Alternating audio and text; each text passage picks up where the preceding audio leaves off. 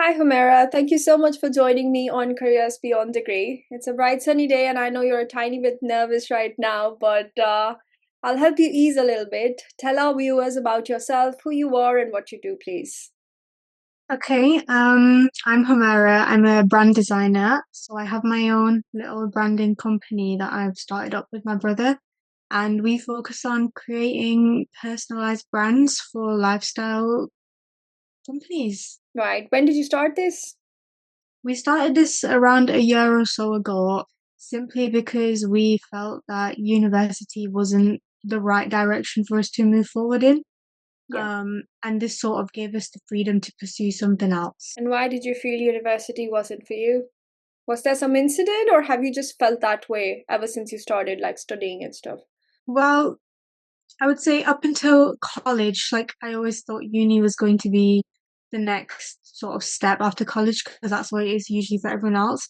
Yeah. But after I had finished year 13, I found myself postponing um actually applying to uni. So I'd just apply and then I'd ask them to defer it another year and then defer it another year because I was still confused about whether I wanted to go or not and if it was the right decision.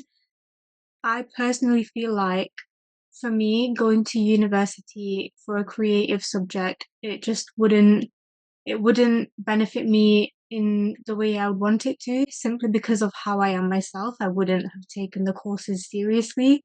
Yeah. So I just didn't think it was for me, and a more this gave me more freedom to sort of pursue what I wanted to do and learn new things at the same time without feeling trapped by the structure of university. Right. And when you say knowing who I am, what do you mean? Who do you think you are? Not in that way, but what did you figure out about yourself that made you realize, like, for example, what I figured out about myself was I could never do a 9 to 5. So what is it that you figured out about yourself that made you switch or like drop out of uni and then get into this? So I felt I didn't do well in having that sort of uni structure where it's like you have to go in a lot. I guess you could say it's similar to a 9 to 5 as well, because I also see myself not wanting to do a 9 to 5. I want to get to a point where I can sort of freelance design Yeah. from wherever I please, just so it gives me that sort of convenience and freedom, because I don't like the feeling of sort of being trapped by one specific thing. So in this case, it'd be university and having like schedule and deadlines, etc. Obviously, deadlines are important when working with clients. Um, but I think mainly it was just the whole structure and setup of uni, where it's like you finish college, you go to uni for 3 or 4 years, and then you bang out a job for the rest of your life. It just wasn't for me personally. So you're a trailblazer. You just did not want to follow the traditional path, is it?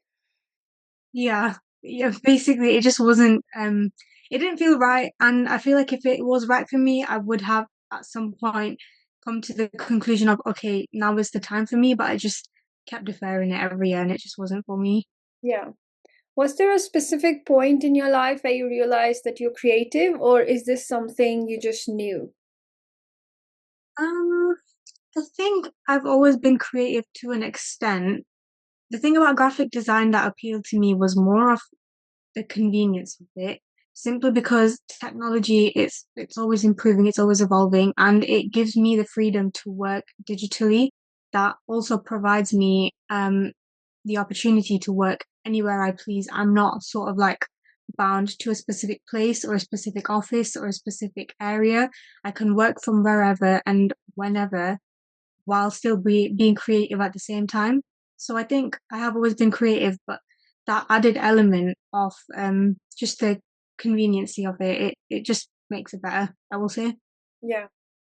Tell me a little bit about what reaction people around you had, your friends, family members. What did they think when you were continuously deferring to go back to college or uni and then finally decided this is not for me, I'm not going to do it. I will say they were very supportive. It's never been sort of like a thing where it's like, oh, you have to go to uni or you have to do sort of this. Yeah. Obviously, I made the decision with my brother because he was sort of in a similar situation where he just felt like that 9 to 5 lifestyle wasn't for him and he wanted more from life. Yeah. and working on graphics sort of gave him that freedom too. But I would say everyone was really quite supportive. I personally feel like um, this is just in my personal opinion. I feel though university, like everyone I spoke to, all the people with jobs, everyone I meet, they sort of always end up in a career that has nothing to do with the degree that they've done. And Right. I'll ask them, why is this? And they'll be like, oh, I don't know, like it just didn't work out for me. And just put in everything I felt about uni already and then what they've told me together. I was like, well, I don't want to end up in the same spot where I go, waste that much time, that much money, and then end up not using it, where I can just save myself that stress and time and work on something I want to work on. So, for somebody, for example, if they're in their early 20s or in their teen years and they don't know what to do, and they're kind of trying to figure out what the next step is, should they go to uni? What will you advise them? Would you tell them go through the uni path and then figure it out for yourself, or would you tell them just don't do uni, look into your skills, because right now skill development is such a big thing, right? Like learn the skills that you need for the job and just get on with it, because probably university degrees are not as important if you're in the creative field somewhere as well. I mean, they'll still be relevant, definitely. I have done my degree and I know it holds importance there. But what would your advice be for somebody who's not sure what to do in their teens? I would say take the time to really think about what you want, and whether that means taking a gap year, taking another gap year, or a third one, simply to explore and just like see what your options are, see what holds value to you. You're not gonna run out of time if you join uni a year or two later than everybody else. I would say if you did end up deciding to join uni, it would probably benefit you a little bit more if you attended just at that higher maturity level of age. Yeah, Um, because sometimes I think to myself, like, if I did go to uni at this age, I'd probably take it a lot more seriously than I would have back at 18 years old. So just take the time to think about what's important to you, what you're wanting out of going to uni or not going to uni, because you're not gonna know what you want to do for the rest of your life at 18 years old. yeah. So don't feel pressured to make that decision overnight. Take as much time as you need and continuously work on yourself while you're taking that time. Right. That's what I would say. Yeah. Yeah. Tell us a little bit about GraphInk. What is it? How did you come up with the idea? And a little bit about how you started it. What was the journey like in the beginning? Okay, so me and my brother, we were just sort of talking about how uni wasn't for us and like what our options could be. And it definitely helps when you have someone to sort of work with and have that support system to make this big decision with. It just makes the blow of it a little bit easier. But we decided graphic design, because I'm obviously a creative person. I'm a graphic designer. I like branding, and he wanted to use this as an opportunity to learn about the business side of things. Um, he focuses more on marketing, ads, business, etc., the behind the scenes sort of stuff, and I do the design. So we're both sort of learning a lot from it. Um, I won't lie to you, it was something that we were just sat one night on the sofa, we were like, right, well, shall we just do this then? And then we were like, okay, yeah, let's go for it. We'll cancel our uni applications and then we'll start on this.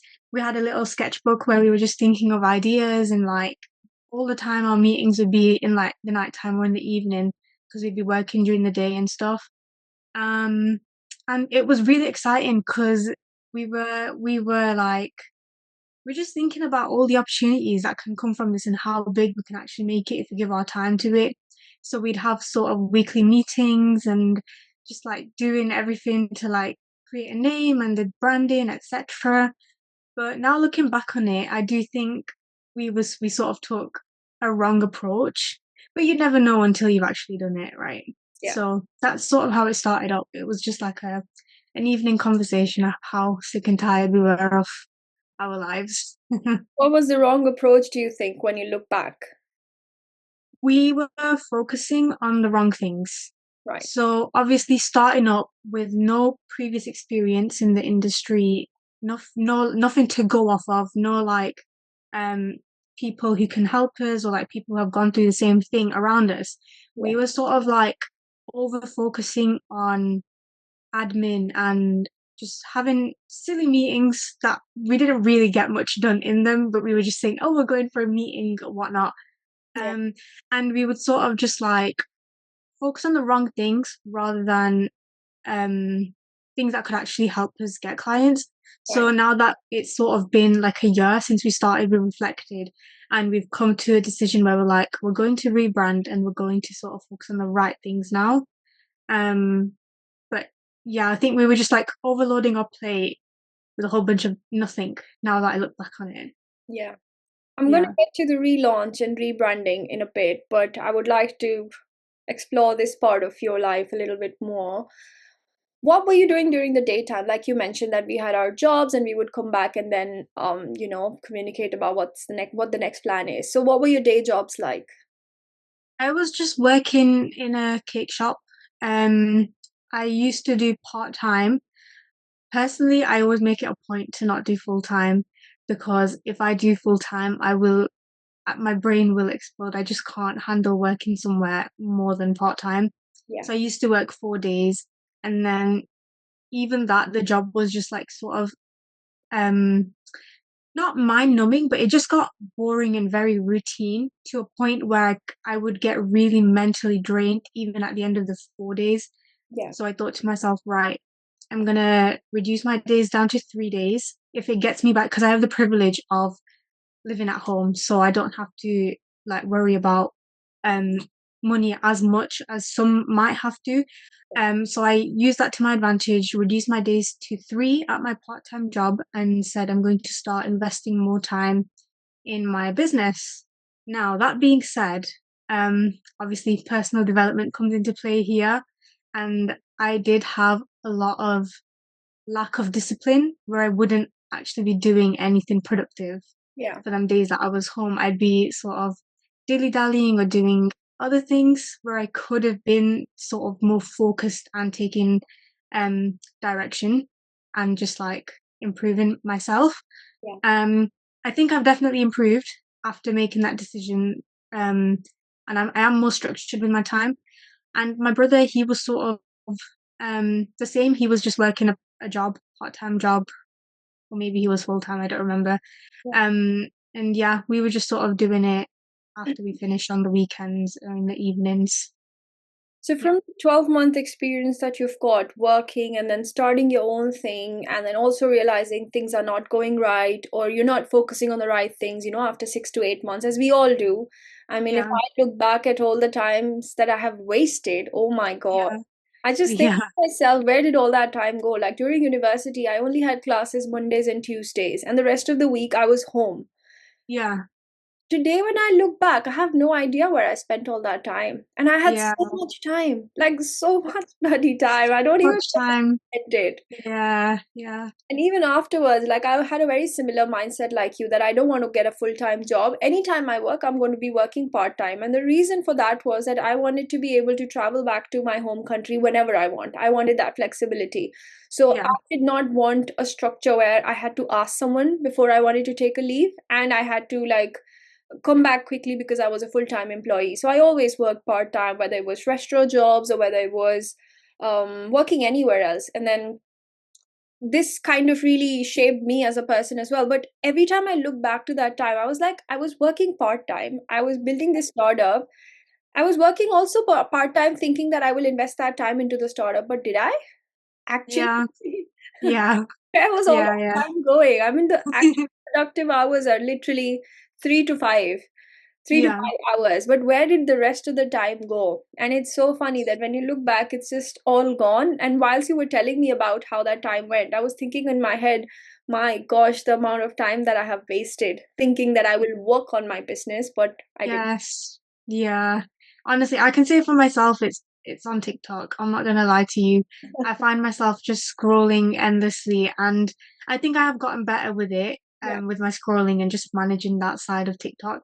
yeah, But there's still more room for improvement. But yeah. yeah, No, I have to check myself as well. Like every time I'm doom scrolling on Instagram, and about a couple of hours later, I'm like, what the hell am I doing? Stop it. And I'll literally throw my phone on the bed like that my mind's exhausted. I'm feeling shit because I sat down to do something else, but I've been scrolling all this while. And it's very annoying because you have all these things that you want to get done, or even if it's Yeah. like basic research, but all you're doing is scrolling. And if I think Yes. about uni time, I started watching Gilmore Girls. Yeah. My friends told me in uni that, have you watched Gilmore Girls? And I said, no, I haven't. And then I started it thinking that I have so much time. I can work from Friday, Saturday. I can like do my assignments during that time, but the rest of the time I can enjoy. This is uni time. Yeah. And I binged watched that show like anything. And I literally, I had know. to tell her, do not recommend me any other show after this because I'm not Yeah. yet separating myself from Yeah. after I've watched like 2, 3 episodes. I have to like keep watching it. And day in, Yeah. day out, I was just watching that show. I think that's where I wasted my time or spent my time. Yeah, fair enough. When I work, I usually I like to have something on in the background when I'm working, so I'll normally put on a show I've already watched. Right. So I'll have like a small corner in my screen with the show playing, Yeah. and then sometimes I'll just find myself just staring at that small corner of the screen rather than doing my work. Yeah. Um, but yeah, that's definitely something that I need to focus on. I think everyone actually gets distracted with that sort of stuff. Yeah. Because there are so many distractions, isn't it? Like just yesterday, this is not even me talking about many years ago. This is just yesterday. I was listening to music and I was like, just when I finish this song, I'm going to start working. And I Yeah. was listening to music for the next 2 hours, one song Yeah. after the other, and there's music playing, and I'm scrolling and scrolling and scrolling. And then I realized, what am I doing? And then I Yeah. thought, okay, let me do another thing, put music on the side and start researching. That's what I was supposed to do. Yeah. And then I just pressed pause and I was like, enough, I cannot. And then there was Yeah. silence, and I thought, I needed this. What am I doing? With all these Yeah. distractions and your phone in your hand, and with us like working on social media all the time, it's so difficult to cut off. So difficult. I've actually resorted to keeping my phone on do not disturb like all the time, just so Yeah, I don't hear something and then pick it up. I yeah, just leave it. And it works actually. I do pick up my phone less, I will say. right. But yeah. Yeah, I tend to like face my phone on the other side so I just don't see, because the minute I see, so all my notifications are turned off for like Instagram, TikTok, everything. The only Yeah. one that's turned on is email. Mm-hmm. I'm guilty of even clicking that. The minute I see new email, and I'll be like, okay, let me see who's that. It's the dopamine hit. Yeah. Oh Crazy. my. I mean, it's crazy. What are some things that you've done to, protect that energy of yours and kind of not be distracted all the time? I mentioned one where I keep my phone on do not disturb all the time. That has helped me, I will say. I do pick up my phone less. Another thing that I started doing only this year with like the really good weather that we had was actually reading a book Yeah. in the park. So I'd make it a point after work because I started a new job. So I finished a little early, I had the extra time. I'd Yeah. walk into town into the park and then I would just sit there with like a little drink, a matcha, obviously, and then just read my book for around half an hour to 45 minutes, Right. sometimes an hour. Yeah. Um, and I really felt positive after doing that for a good few weeks. I could feel the changes like internally in my head just rewiring itself. Wow. Um, the book I was reading was really good as well. It was sort of like a self help book. Yeah. Um, it was called The Mountain Is You by Brianna Wiest. So I Mhm. would definitely recommend that to everyone who's looking into personal development. Yeah. It just rewired my brain. I recommend it to everybody I talk to. It's not even funny. But that was another thing that really helped me sort of realign my focus on what I actually want to be doing and just not like doom scrolling. Because I find myself doom scrolling when I start to feel sort of anxious Hmm. or overloaded with work. And now that the sun has gone and like the winter is coming, I'm scrolling a little bit more as one does with seasonal depression. Yeah. Um, but yeah, I would say just taking that time to go outside for at least half an hour of your day, Yeah. walk, listen to a podcast, read, depending on the weather, and then yeah, I would say that really helped me as well. No, I highly recommend that. I did that last year. So last year, I think it was end of 23 that I Yeah. decided that I'm going to be. So I wanted to give myself a total fitness membership, and we all know it's pretty expensive, right? So I was like, if I'm not consistent at it, then it's going to go in waste, right? So I need to first prove myself that yes, I will be showing up every single day or at least 3 times a week.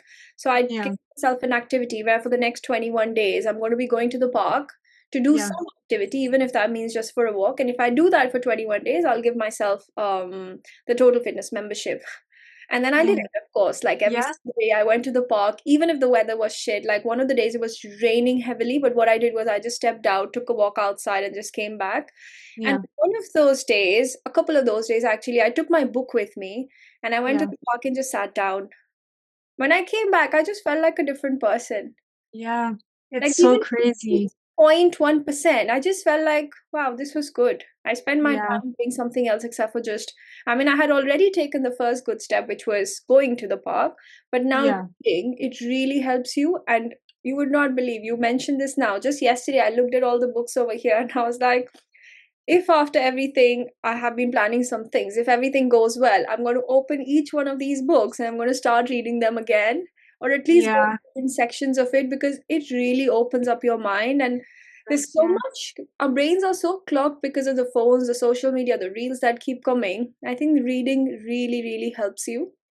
It does. It really does. Yeah, I feel like I could feel my brain being rewired. As like Exactly. exaggerated as that might be, I genuinely felt like a new person Yeah. and just like my approach to different things, especially after the book I was reading. So I would recommend that to everybody. What did you learn? Tell us one thing that you would like to tell everyone, share with everyone. The biggest thing that stuck out to me from that book would be about procrastination and Right. just getting things done. Because I suffer from that a lot. I think everybody suffers from that. And she was talking about don't worry about getting it perfect, just get it done Yeah. and you can sort it. And it's such a simple concept. You'd think like, well, duh, you just get it done and work on it later. Yeah. But it's so hard to start it when you're feeling overwhelmed by maybe the sheer workload of it or just trying to get it perfect. Because when I'm starting a design for a brand, I'll feel really overwhelmed with like sort of all the possibilities that can be for that idea. Yeah. And I'm just sort of sat there thinking like, well, it needs to be the perfect idea. And my brother always used to tell this to me as well. He goes, Barrett, stop worrying about the perfect. I just start doing it. It doesn't matter if it's like absolute shit. Um, sorry, I don't know if I can. Um, don't worry about it being absolute shit or like really bad. Just do it, and you can refine it later. And I would never take that. I would never take it seriously. What he said, I'd be like, yeah, okay, whatever, I'll do it. I never did it, but just the act of me sort of reading and just getting that sun on my face and sort of touching the grass as well, it just like rewind my brain to be like, wow, this is really a revolutionary thing. Like, just start it and it'll fall into place. I Yeah. think that's one of the most important lessons I learned from that book. It's beautiful. I'm a huge procrastinator myself, and I think why I procrastinate, what I've figured out is that I I overwhelm myself with the amount of work that's going to happen. Yeah, Just don't attempt to do it. And then I keep yeah, pushing it in 2 hours, yeah, in 1 hour, after this episode, after this song, after I make dinner, after I have shower, and yeah, that after never comes. Like honestly, I was supposed to start something on Friday and it's Sunday. I still haven't touched it. Last night I did sit on it around 12ish. I was like, okay, let me at least put it on paper what I want. yeah, And I did that, but it took me 1 hour, 1 hour and a half. That's it. But I have been yeah, pushing since Friday. yeah. I So know it just, it's really bad procrastination. It gets the better of all of us, doesn't it? exactly. And Yeah, we tend to think that we need to put out this perfect thing. And even yesterday or day before, I was having a chat with Kevin. And for anyone, I mean, for no one who knows, but Kevin's a common friend. And I was having a chat with Kevin and I told him, and he was telling me that the video is not done and we need some more time. How about we post it yesterday and whatnot? And eventually I was like, it looks great. Instead of doing it perfectly, let's just put it out now because you know the saying half done is better than perfect, something like that it says. Yeah. So I was like, yeah, okay, I need to just put it out. We can't keep holding on to something thinking that it has to look the perfect it is, yeah, only then you can like put it out in the world. And that has also helped me. I feel sometimes we spend too much time overthinking something and delaying things just for the heck of making it perfect. Whereas if yeah, you start doing it, and I also read somewhere that planning gives you the dopamine that execution doesn't. And that's why in your head you're constantly planning. I'm going to do it like that. I'm going to do it like this. This is what is going to happen.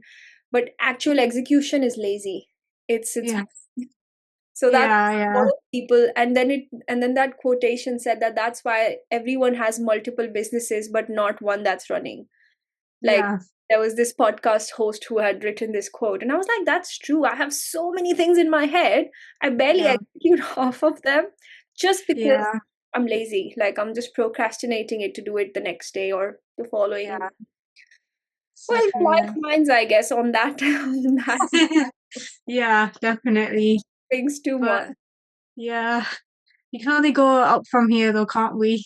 Yes, yeah. The good thing is we acknowledge it. At least we Yeah. don't say that, oh, it will be done. We know we're going to make it happen. We know we're procrastinators. So it's a good thing to acknowledge it and then work backwards to fix it now. Yeah.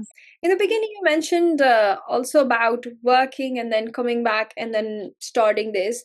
To anyone who wants to start something new, right? And maybe something similar, what would you recommend from your experience, that should they be having any kind of a part-time role whilst they start something, or should they fully invest into that new venture? And if they have a part-time role, do you think it could be anything, or would you today recommend that try and get it in your industry or some skill that you want to develop, or it could just be anything because skills are transferable, so it works either way?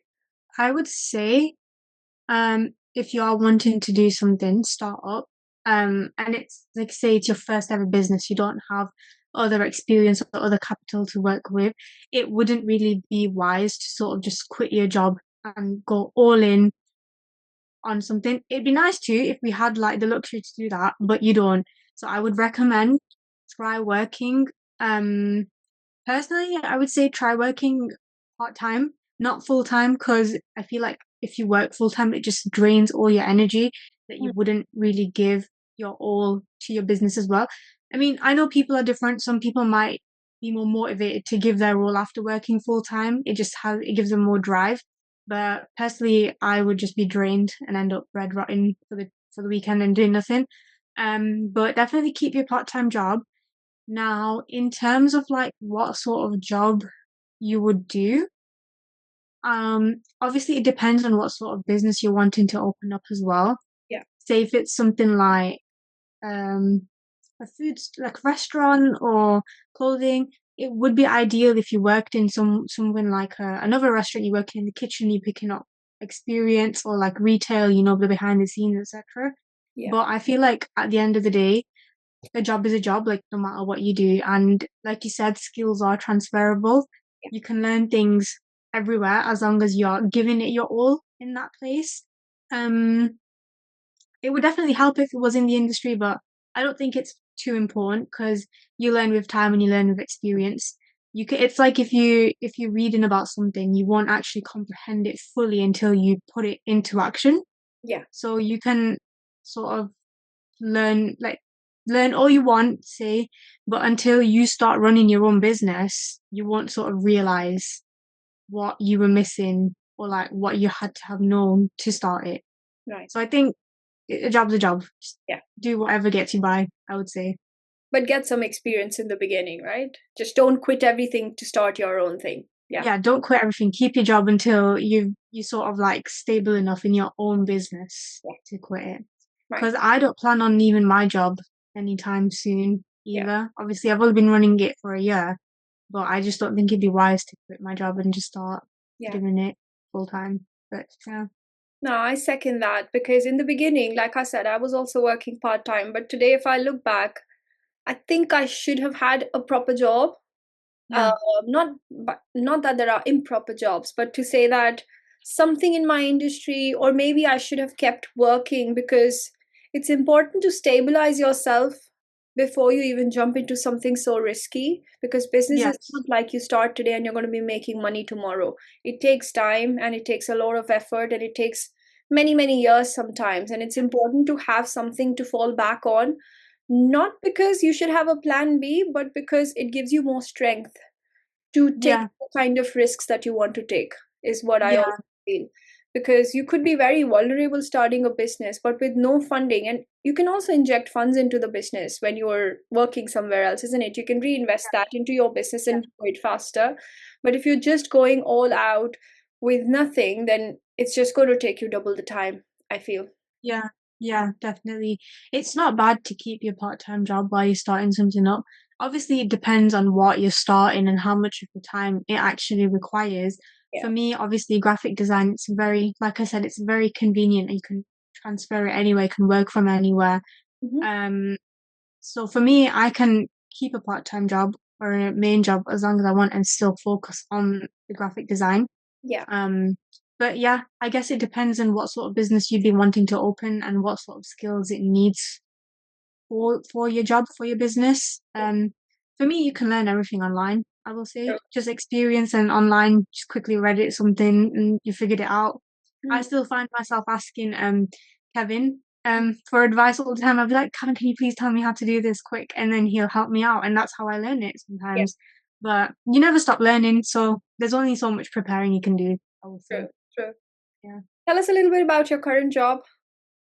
My current day job, I am a printer, so I print things and it's really cool. Like I never thought I'd be working as a printer, Yeah. but I also sort of do like design sometimes, but it's not like branding, it's sort of like collateral design where it's leaflets or a banner or some like simple designs, but it's still designs nonetheless. I've learned so much working here for the past month. It's only been a month since I've been working there, Yeah. but I've genuinely felt like a positive change, just sort of like being in that industry and having my brain have a refresh Yeah. because it's everything's so new. I've had to learn everything again, and my brain's actually sort of thriving with like everything I'm learning and picking up and understanding. Yeah. And yeah, I think it's really cool. I didn't think being a printer would be really fun, but it is. You're enjoying it. Yeah, I am enjoying it. Yeah. Wonderful. Yeah. Okay, coming back to your business, if someone wants to start today and build their own graphic designing company, what are the first steps? Build a portfolio of I would say 4 to 5-ish sort of artworks that you've done, especially related to the industry, because obviously with graphic design you can go into many different things. It's very broad.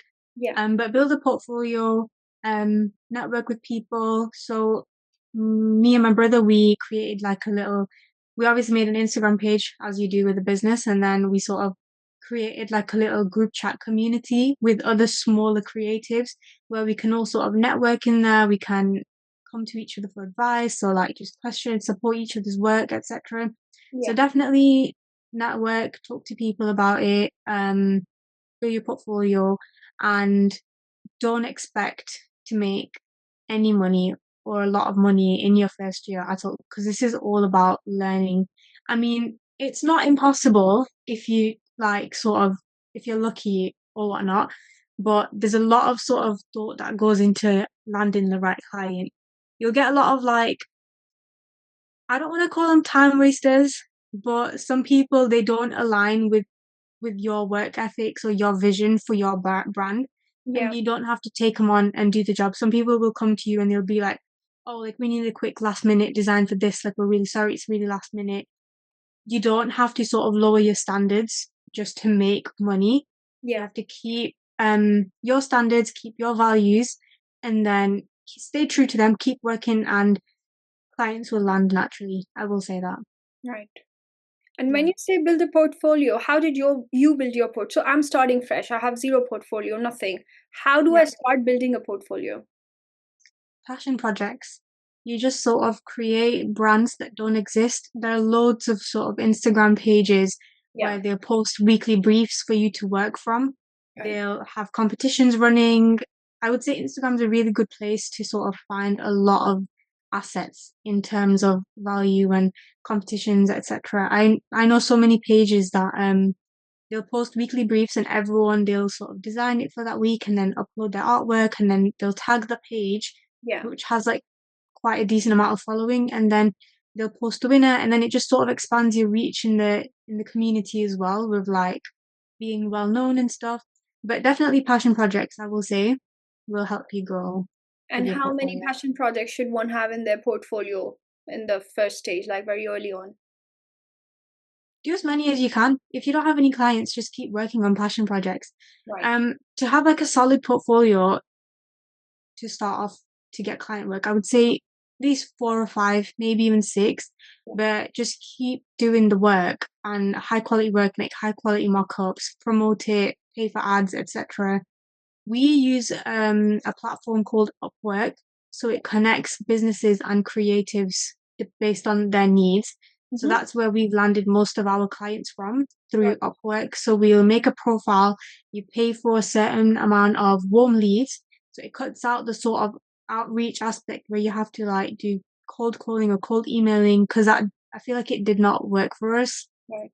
Maybe we didn't do it like long enough for it to give us results, but with the limited time that we already had while working at jobs and stuff, we couldn't sort of increase our outreach. So we just decided to pay for Upwork where you pay a certain amount every month and it gives you a certain amount of warm leads and then you can go forward from there depending on what fits you the best. Right. Yeah. And once somebody has established their passion work portfolio, they've got about 4 to 6 different brands on it. How does one reach out to companies? Now, not the big ones, maybe the local ones. How do they reach out to them? What would you say works and what doesn't work? In terms of reaching out to local companies, I wouldn't say I have a lot of experience on that Yeah. simply because we get most of our clients from Upwork. Right. So again, it provides you with the warm leads. So you're cutting out the sort of outreach aspect of it. Yeah. Um, a lot of people, I feel like they won't give you time of day, simply because they know you're a new startup, they know you're a new designer. Yeah. So they won't really take you very seriously. And a lot of people aren't willing to budge on what they already have, sort of Right. design wise. They'll Yeah. be like, well, it's working for me, so I don't really need to change anything. Hmm. So I'm not interested. Um, Me and my brother have found that we like to target new businesses that Yeah. are starting up as well, simply because they have the capital to pay for a brand design Yeah. and they also understand the value. So we focus on lifestyle businesses.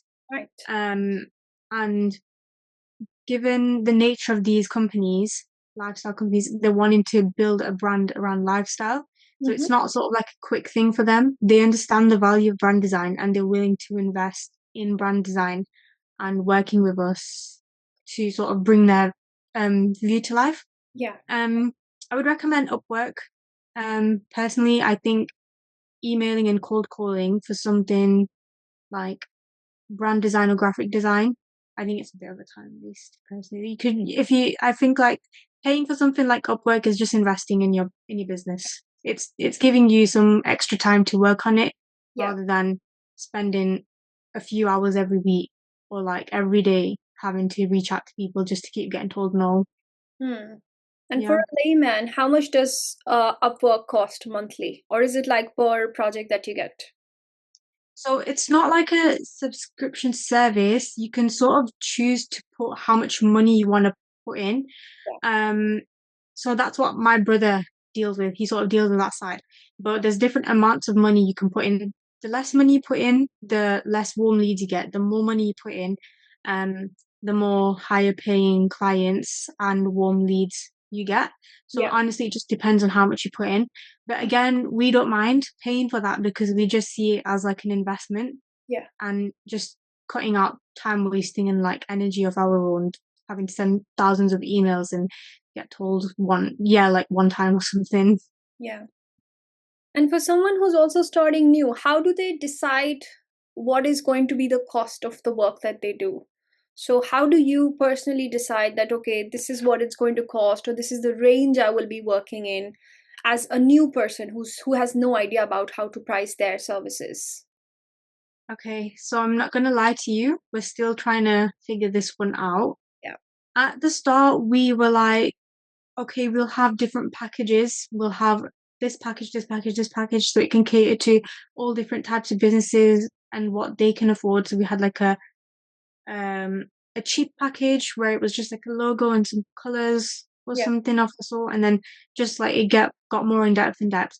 and we priced those. I think the maximum that we charged it as, like the biggest package was 1,000, Right. and we sort of priced it really cheap because we were like, well, we're new, like we don't know what people are willing to pay. So I think it's just a learning experience for everyone. Mm. Don't undervalue yourself, but I think you just have to see like what your target audience is, what how much they can afford and stuff. I Yeah. think bespoke prices are probably better, Yeah. but right now we've decided we're scrapping the packages because honestly there's no point. Again, it was a lot of the waffle that we were having meetings about and stuff. At Yeah. the end of the day, if you're designing a brand and you understand the value for brand, you need all aspects of the brand designing, the brand elements. And Yeah. if you understand that, you'll be willing to pay for it. And we're going to take this new approach and we'll see how it goes if people are willing to you know, understand that and then pay for it. Whoever does, they'll invest in their company and Hmm. we'll get paid. Yeah. Yeah. Yeah. That's a sound approach, I feel, especially when you're at this learning stage and you're switching and you're rebranding now. I think it comes handy Yeah. to have an open mindset and then see how that goes and try Yeah. different approaches. I think that's what an early business is all about. Try different approaches and see what works best for you. Yeah. So true. Yeah. What's the one business lesson? No, what's the one big mistake that you did early on in your business, which was a valuable lesson when you now look back in hindsight? One mistake business-wise. Yeah. I think it would be taking on jobs simply because we were like, oh, like they'll pay good. Taking on last minute jobs, um, yeah, taking on last minute jobs of that nature, like where it was just like because they wanted to pay us money and we were like sort of like, oh yeah, we want clients, we were desperate for clients or whatever. We were just sort of like saying, yeah, okay, okay, and then stretching ourselves thin to meet their deadlines and their work, what they wanted from us just because they were willing to pay for it. Yeah. Like I said, keep your standards and work with people who align with your values over just folding because they're gonna pay you. I know it sounds like, oh well, if they got money, then why not do it? But it does affect you and like how you feel about the work and you might not work to your highest potential with Yeah. that added stress of like their demands or time constraints, etc. Yeah, I would say just keep your standards in regards to the clients that you want to work with. Because the whole reason you're starting this business is to sort of give yourself that freedom. And that means you don't have to take a lot of BS from other people like you would have to in a job. Yeah. Yeah. Yeah. That's true. I learned it the hard way as well. Very similar story where there was a client who was ready to pay the exact amount I had quoted, Yeah. and the client said yes, and I was like, yes, this is going to be probably one of my biggest clients. But what a troublesome client! And I Yes. realized that, and it wasn't good, and it kind of made me think, what the hell am I doing just because the client is ready to pay so and so money? I thought to myself, I could not sleep because of the conversation I had with the client, and I just realized I need to stop and I need to have some standards before I even approve a client. Just because Yes. there's good money coming in doesn't mean I say yes to any Tom, Dick, and Harry, basically. Yeah. And the proposition was really great. Not to say that the idea was part, because I consult on business ideas and business plans and people who want to start businesses in the UK, and it was a great idea. I thought, yes, there's potential. This will definitely work, and I'm happy to consult you. This is what the cost is going to be like. But the founder himself was such a crappy person. Like, he Yeah. did not know how to. Firstly, I think a lot of people need to learn how to communicate, at least the basics of it. So Yeah. maybe because he also wanted to try and say something else, and just the way things were said, it was a really ugly client relationship that I had, and I ended it within, I would say, 48 hours to like 3 to 4 days. And I thought Yeah. a lot about it. And I was like, why did this go wrong? What did I do wrong as a consultant and as a business owner? And I reflected on it and I realized that sometimes you need to have boundaries. Number one. Yeah. And secondly, you need to have some standards before you approve of any client. You can't take on every client, no matter Yeah. how much money they're giving. And sometimes you have to say no Yeah. because some clients will take more than what they give you. Yeah, they'll take advantage, especially if you're new and naive. Yeah. They'll just stretch you thin, and then you'll just be like, well, what am I even doing now at this Yeah. point? Yeah. And some people just give you that energy, the way they talk, the way they communicate things, the way they make a mountain out of a molehill. You Yeah. understand that it's a relationship between a client and a consultant, but then it's just too much to take sometimes. And I think that was a big, big lesson for me to learn to say no. Because before that, if there was any client, I would be like, yeah, come on board and we'll figure it out. And thankfully, I've always had good clients. But this particular one taught me a lesson. I was like, no more. Yeah. How do you filter from, how do you filter a good client from a bad client? And how do you differentiate? And what's your technique to say, I'm not going to be taking you on because of XYZ?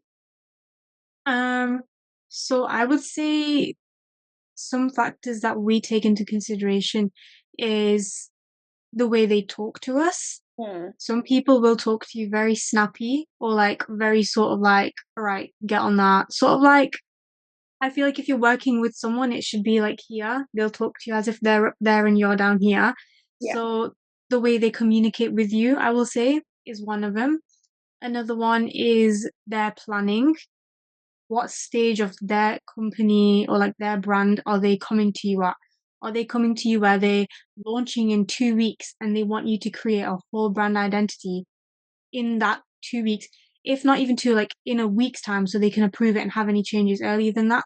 That's another big no-no, personally. I've had a client where they've come and they've asked us to sort of design something, like a really big job, and they wanted it done sort of by the end of the month, but there was only like 2 weeks or a week and a half-ish towards the end of the month.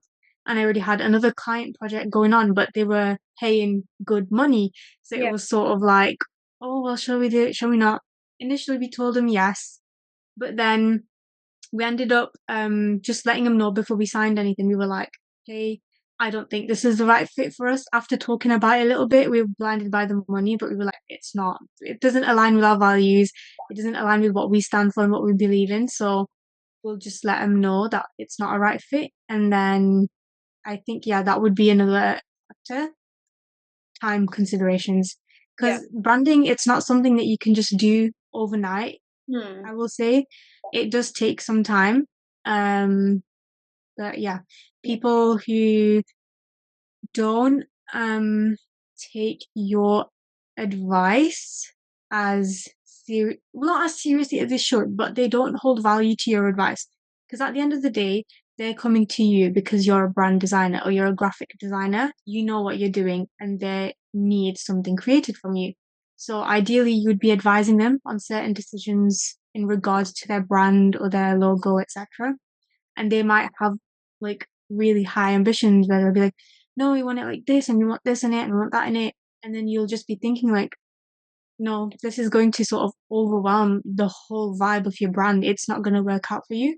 Yeah. So I think they should be able to take into consideration and understand the fact that you've made a certain decision in their design for a specific reason, I guess. And it just sort of goes into the point I mentioned at the start where it was like how they talk to you and how they sort of work with you. Do they respect you and your time and your work, or are they just sort of using you as like a tool, I would say, maybe, or something of the sort? But I Hmm. think those are some of the bigger factors that we look at when going to work with someone. Yeah. And another thing I'd like to re-mention is that I always knew that communication was important, but in the last 6 months, I've had some communication with a few businesses and with a few clients. And I realized how important it is to have someone speak to you properly, just to, even if things are not going right, even if your values don't align, even if the visions don't align, even if they're not giving you enough money, if you do not, or if they're giving you a lot of money, if you do not know how to communicate with the other person, Yeah, things will just not work out, I feel. Like I yeah, spoke to this team of people where the way they spoke to me, they must have thought it's very normal, but to me it was very rude, as if they did yes, not know how to talk to me. And yeah, the first or the second conversation, and I'm thinking to myself, you're a business. Is this how you talk to every other client of yours? And Yeah, I was the client and they were the business. So, and I just thought to myself, people really need to work on their communication skills and how they put something across. Because yeah, even if they don't realize it, and I know people come from different nationalities and different ethnicities and different ways how you put things, but oh my gosh, sometimes it's just beyond me, and I don't think I can ever work with such people. And I realized how important communication plays a role yeah, in building relationships, in building a network, in building good connections. And yeah, I literally dropped that project right there. The minute I yeah, had the first conversation with them on Zoom or Google Meet, it was, and I was like, no way am I working with these people. Great yeah, work. The work that they did was amazing. But the way they yeah. communicated, I was like, no way am I working with them. So I think that's also very important. It's so true, yeah. Because you're not a robot at the end of the day. You are a human, and Yeah, certain things affect how you feel, and the way you feel affects how you perform and how you function. So if you're not feeling the best working with them, you probably won't be producing your best work while exactly. working with them. So tell us a little bit about your rebranding as well. I know you're coming back, you're relaunching, revamping the whole GraphInk brand. Tell us about that. What's going on that front? Okay, so now that it's been sort of like a year since we started, we were reflecting on how we are as a brand, and we already had sort of thoughts of rebranding just to like re-clarify our values, our mission, etc., what our purpose is, and reflect that in the visuals as well. Um, but we just never got around to it. But we were talking about sort of investing in a proper website. Yeah. Because at the moment we're using an Ocean page as our website. I don't like it at all, but it works for now. Um, and I said to my brother, I was like, well, if we're gonna invest money into an actual website, like let's do the rebrand before that, so we can be everything can be started fresh and new. Yeah. So at the minute we're taking weekly meetings. We make it a point to have a weekly meeting on the Saturday morning, and sort of collaborate on the rebrand together. Um, yeah, we've come up with a brand name now. Well, I think we've nearly come up with a brand name. Oh, We've got sort of like, are you renaming it? yeah, because, Okay. yeah, we felt like everything that we have at the minute, it's nice, but it's sort of like flat. There's no like depth to it in terms of motive and meaning, etc. You can't really tell. The way we came up with our current name, GraphInk, was like, again, we were sat on the sofa one night with a cup of tea, and then we were like, "Oh yeah, like what do we do? Graphic design, and what is graphic design related to? Ink, boom, graphic." So it's a bit shallow. There's no like depth to it. So we want something with like more meaning to it. We want to sort of create a brand for ourselves rather than a service providing branding. We want to have a brand for branding where we help other brands that align with our values, sort of obviously create visuals for them, etc. Yeah. So we have like a strong direction we're going in for the name, which I'm really a big fan of. All I'm gonna say is it sort of goes off the concept of the grass is greener where you water it. As Right. corny as it sounds, it's just one of those things where you don't deep it until you deep it and you're like, right, well that actually makes a lot of sense. Yeah. Um and I think that's one of the values that we also have. It's like where you put effort in, you will flourish. So Mhm. I think it's very fitting. I can't wait till we settle on an actual name and then we can move forward. And yeah, we're working on like a vibe and stuff. It's still very in the early stages, so we don't have actual things set in stone, Yeah. but it's very exciting. And I think we will perform a lot better after this rebrand, just having it realigned and everything. Wow, that's wonderful. I wish you good luck with that. And Yeah, thank you. obviously, I'll keep up to date with whatever's going on and how it all comes together eventually. Yeah, What are I some hope of so. the tools that you would recommend to a new graphic designer that come handy for you as well? To what, sorry? What are some of the tools that you would recommend to a graphic? Tools. Yeah, Right. Um, Tools. Pinterest, definitely. yeah, Obviously, as a designer, as a creative, you always have a Pinterest. But I think I would mainly say my inspirations come from social media. Because it's very convenient. It's very accessible. We're always on it, like we've talked about in this podcast. So if you're going to be scrolling, you might as well be productive while scrolling. Yeah. And yeah, I really love looking on Instagram and looking at other people's work and like seeing what people are doing for passion projects and seeing what sort of trends are kicking off at the moment. Um, I would, yeah, another tool I would say if you're wanting something more specific, um, very random, but it's a Miro. It's a Miro board. So it's like a digital website that's a whiteboard and it helps you like lets you collaborate with clients as well if you're wanting to have like a brainstorm session. We've used this for one of our clients and it was really successful. It Yeah. even sort of motivated me to get a whiteboard in my room, like a physical one. I would say that's a really good tool as well for like collaborative client work. We like to keep our clients in the loop and sort of go back and forth with them, have meetings with them, inputting their ideas. Now, obviously, with them being abroad or like yeah, with them being abroad, it's difficult to meet in person and collaborate, and it's just inconvenient for everyone to be meeting up at a spot every once in a while. Yeah, it's really nice and it helps you sort of get your ideas onto one page as a team and then move forward from there. All right. I'll link that tool in the caption as well for anyone who wants to, check it out. Yeah. Final question. Yes. What is that one thing that you do on a daily basis to stay up to date? Like, are you learning something on the side constantly, skill development? I understand you go to Pinterest for inspiration and social media, but what keeps you going every single day? And how do you keep yourself, up to date, especially with AI in place? There's so much going on. How do you Yes. just stay ahead of everything that's going on? Um, I won't lie to you, I do struggle with this sometimes. Yeah. But I think YouTube is a big help. I like to, like I said, I keep something on in the background, so I'm just like passively taking things in when I'm working or whatever. But I like to put on a YouTube video. Sometimes it's maybe on like the history of design, sometimes it's something new, or it's like just an informative video about something creative. I think YouTube really helps with like sort of just watching something and just because it's really chill. You're not actively like sort of working hard on something, but you're still learning stuff, I Yeah. guess. Yeah. I think somebody said on one of the podcasts, some big podcast that was happening, and someone said YouTube is like a university. You should just know how to make the best of it. And it's Yes. got So everything. true. The best of schools that you probably don't have access to. Like sometimes I would just open a video from Stanford where professors are teaching, and I Yeah. don't have access to them directly, but there's so much to learn on it. And it's Yeah. all free. So why would you not? Yeah, it's your best tool. Whenever I'm struggling with something, I'll just be like, this in YouTube, I'll type it in into YouTube, and then a video from 7 years ago will solve my problem. And I'm like, all right, perfect. Like, I didn't have to go to university and pay a bunch of money to learn this. I just learned it for free right here. But yeah, I think a I lot think of that's my entrepreneurial journey has been all what I learned from YouTube, watching other people, listening to other podcasts, listening to other entrepreneurs, just watching yes. documentaries, TED Talks. There's so much Yeah. there. It's so much free value on YouTube.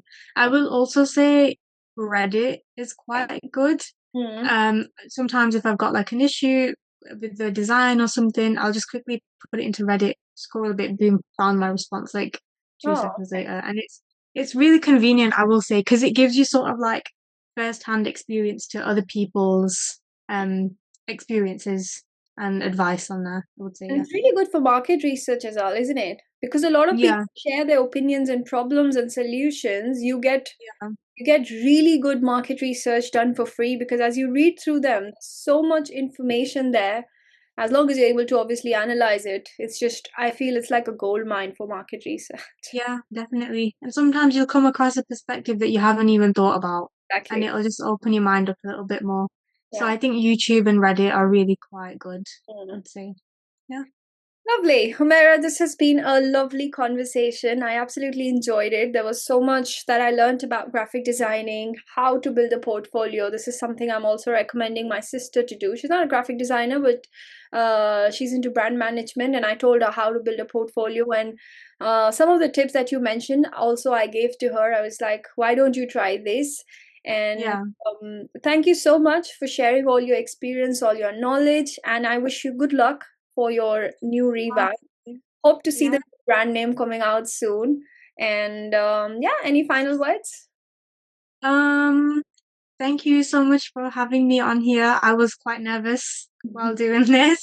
Um, but yeah, I will say one last thing is I'm just gonna repeat it because I think it's quite important. Yeah, Just start doing it, whatever you're thinking about, and everything will just like fall into place. yeah. That's it. Don't procrastinate it. But yeah, I think that's really good. The best time Yeah, to start was yesterday. The second best time is today. So yes, start doing it. very true. Lovely. Thank you so much once again. Thank you.